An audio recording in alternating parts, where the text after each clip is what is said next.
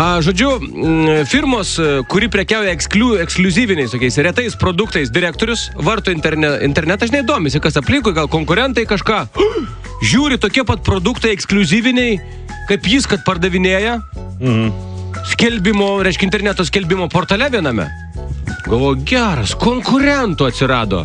Nu gerai, galvoju, aš paskambinsiu, surenka numerį. O ten pakelia ragelį iš balso pažįstamas žmogus. Jo sargas.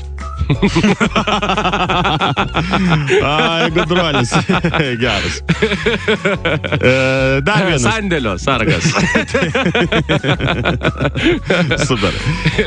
Jamesas Wisby, inžinierius iš Teksaso, sukūrė naujos kartos liemenėlę moterims, kuri prilaiko krūtinę, neleidžia krūtiniai šokinėti, bouncinti, kai mergina bėga ar lipa laiptais, taip pat sušlapus ar sušalus neleidžia spenelius išsišokti į viršų. Po naujo produkto pristatymo lauke jo laukia apie 20 vyrų, kurie ketino įkrėsti jam į kailį. Kam reikalingi tokie daiktai? Sako, su tokia sudėtinga medicinos situacija, kaip yra Lietuvoje, sako, bet kuri mama, kuri išaugino bent 2 vaikus, jau galėtų gauti pediatro diplomą. Tikrai. Klausyk, o kur planuoja atostogauti?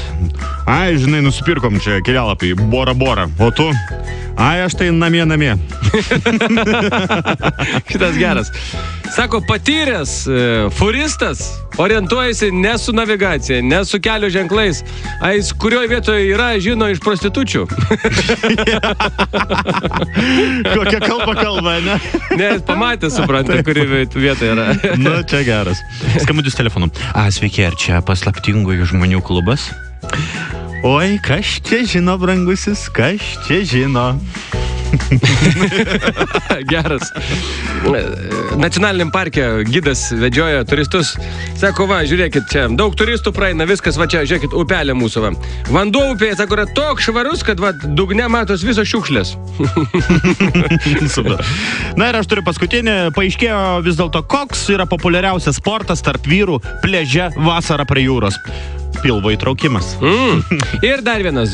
Dovanos skirstosi į 2 rūšis. Geros dovanos. Tos, kurios jums patinka, ir į tas, kurių jūs niekada negausite.